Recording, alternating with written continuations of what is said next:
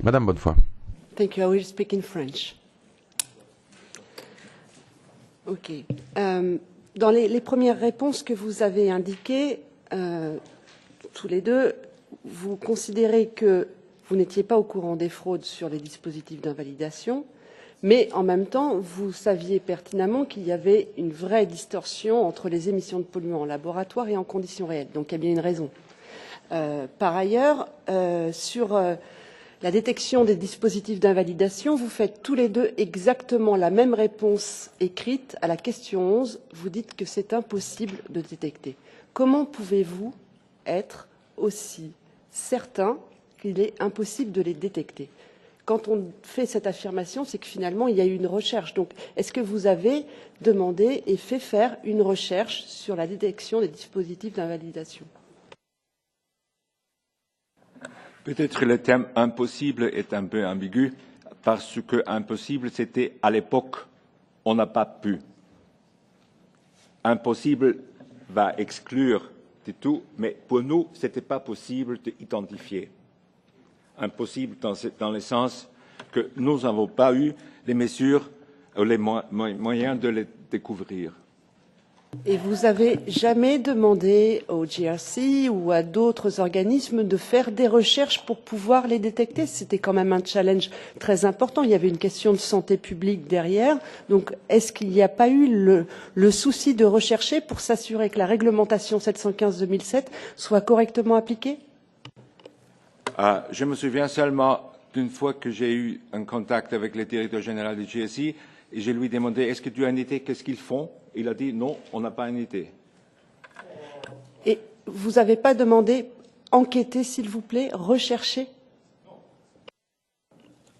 Parce que le problème était, d'abord, on n'a pas eu l'idée que ça c'est un comportement exprès.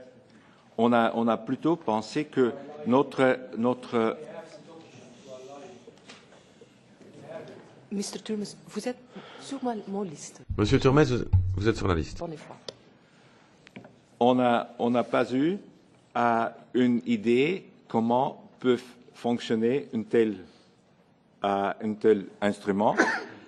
Et ça, c'était la raison pour laquelle c'était difficile de donner plus d'informations où chercher. Ce que j'ai exprimé, c'était une souhait de savoir comment on peut expliquer cette divergence entre les résultats de tests et la performance en real life.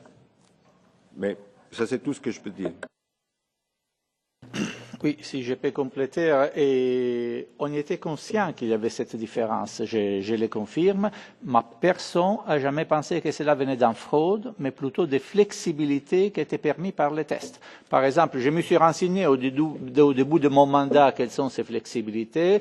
Par exemple, on gonflait les pneus à la pression maximale, on me disait pendant les tests, à la pression maximale admise. On mettait parmi les différents choix des pneus dans certains modèles les pneus les plus étroits. Il y avait certaines pratiques qui étaient admises par la réglementation. Et donc, c'est pour ça que nous avons visé plutôt à changer la réglementation qu'à enquêter. Mais une chose que je voulais... D'accord, juste, excusez-moi. La réglementation, elle est faite pour une bonne raison. Et la question de santé publique est là clairement posée. Si c'était une question en lien avec le système de frein des véhicules, est-ce que vous considériez normal d'autoriser cette flexibilité qui pourrait conduire à des accidents de la route? Là, l'enjeu de santé publique vous parle peut-être plus, mais la flexibilité, quelque part, c'est une fraude puisque c'est un non-respect de la législation. Flexibilité, vous voyez? Je vois, mais le cycle de tests a été conçu dans les années 80 au début des années 90, quand peut-être la tension c'était plus pour les véhicules sur la sécurité que pour certaines émissions, notamment pour les émissions de CO2 qui à l'époque n'étaient pas d'actualité. Et donc, c'est l'organisme qui donne l'étape approval, je ne sais pas comment on dit en français, et de vérifier que les véhicules répondent à toute la réglementation. Donc, de la même manière que cet organisme technique national, il devait vérifier que les freins fonctionnaient correctement, il devait vérifier également que les systèmes d'émission fonctionnaient correctement. De la même manière qu'il devait vérifier qu'il n'avait pas un système pour frauder sous les freins. Par exemple, le système anti-blocage ne doit pas permettre d'être exclu sur les véhicules, sur les voitures, parce que c'est permis pour les motos, par exemple. De la même manière, il devait vérifier que les systèmes pour les émissions ne pouvaient pas être exclus. Mais ça sont des vérifications techniques à 360 degrés qui doivent être faites par les services nationaux. Or, la Commission, quand autour de l'année 2011-2012, ils se rendaient compte que cette divergence était vraiment importante. Pas seulement à notre niveau, nous avons changé la réglementation parce que c'est notre rôle de faire la réglementation et pas de faire les contrôles techniques. Mais je me rappelle qu'il y a une lettre du vice-président Tajani aux États membres où il a dit il y a ces problèmes. Moi, de ma part, j'améliore la réglementation, je ferai une réglementation, disons, plus performante, mais je demande aux autorités nationales de faire une meilleure surveillance du marché. Il y a une lettre d'assistance de 2012 du vice-président Tajani. Et je crois que c'est parmi les actes de la commission parlementaire.